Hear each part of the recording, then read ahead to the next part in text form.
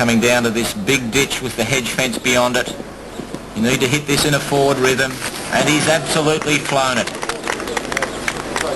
Second last fence requires a lot of accuracy, quite short distances in here. Touched every element, but he's come out of it. There'll be some time penalties, but otherwise a clear round. The Kiwi skipper, Andrew Scott. This is a drop fence to the 3 long strides, and the big ox are out.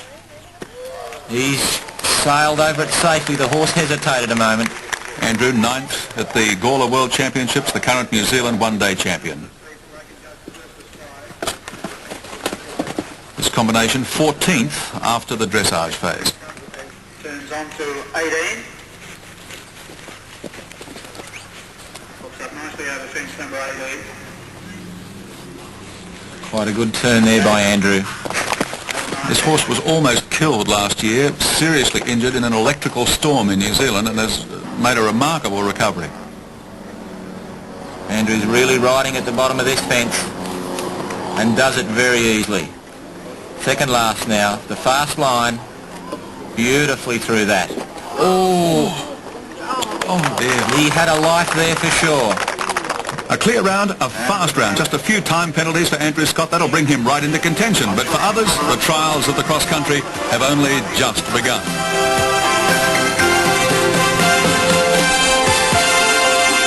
Riding Yarrawin, Bold John and 11-year-old Brown Gelding. This girl's only 19 years of age. She's had a terrific lead up to this event. She's a really bouncy young girl. Coming round to the Olympic flame fence now. She's really starting to tackle it. Good strong rhythm. Jumps it easily. Oh, big leap over 2. She stood off it a bit, but safely through it. She made a lot of people sit up and take notice in the dressage test. She was 13th at the end of that coming into this cross-country. The Queensland team manager is very quietly confident about this girl's performance. Officials asking people to move right back and give horse and rider plenty of room as they approach the jumps. She's wasting a little bit of time, coming very, very slowly down the slide. Enables her to keep the horse balanced, and she jumps very, very serenely out over that fence. South Australia's Louise Coulter, number 14. This is a beautiful horse. George Santa rates it as one of the best.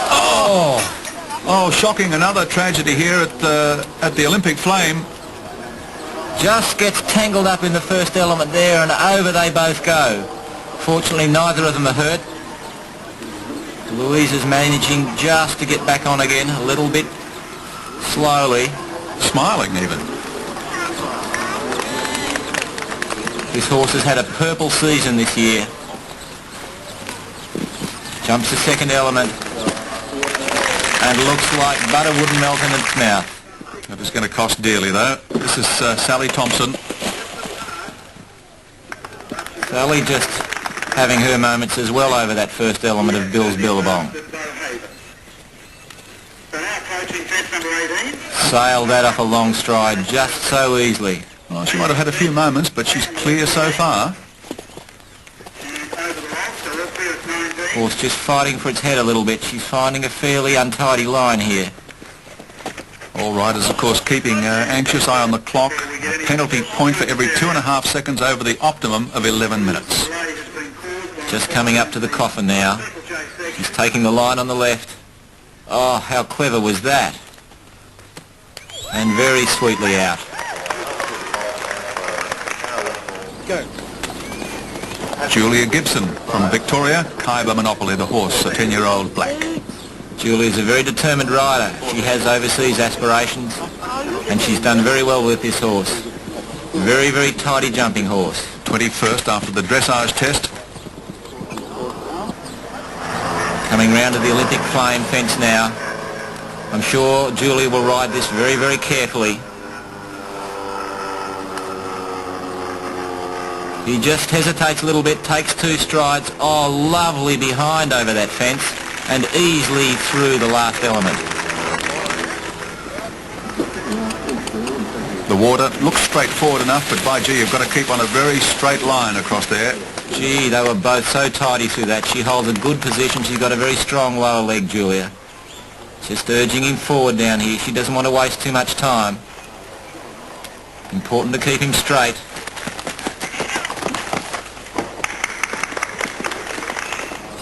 Sally Thompson now coming up to the big ditch. This requires a good, strong approach. Just hesitates, cat leaps a little bit, but comes out safely. Second last. Oh, an interesting line here. Oh, safely over that one. Letter perfect. Big finish, a clear round for Sally Thompson. Julia Gibson coming to the coffin now. Oh, she's hung a leg up on the front element. Bit awkward through there. She really was lucky there. Left the foreleg on the first element and was just so lucky to get out of that.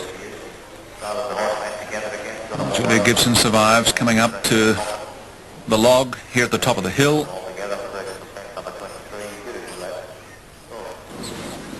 Now the big ditch. She'll need a strong approach here. Forward riding. Oh, and he's jumped into the ditch. He didn't like the look of the hedge on the other side. He'll take a little bit of geeing up now. Penalties are mounting up. Making his second approach, riding forward strongly. He's backing off. Oh, goodness me, this is awful. That was an horrendous fall. See, he comes in, he wants to stop, and then lets go and gets hung up. And Julia does a somersault and takes it on the face. Well, she's up and getting back in the saddle. Riders involved, by the way, in the falls that we've already seen are all okay, as are the horses, I'm pleased to report. This is a tremendous amount of courage by Julia. That was a terrific fall that she took. I'm amazed that she got up. Continuing on. She looks a little dazed to me, Julia. Picks up the canter again. Coming down to the second last fence now. She'll need to be very careful here. Gosh, this horse is doing a terrific job. Yes, plenty of courage on the horse's part, I've got to say. His back legs were really stuck in that fence when Julia tipped up. Oh, and he says no. I think Julia's not quite with it anymore. She doesn't look to be in good shape, and who would expect to after a fall like that? Well, she landed on her neck. I mean, as I said, how she ever got up and got back into the saddle. It's hard to believe she's on the horse. She's determined to finish here. She's thinking this line out very carefully. Oh, well done. Oh, brave girl, brave horse.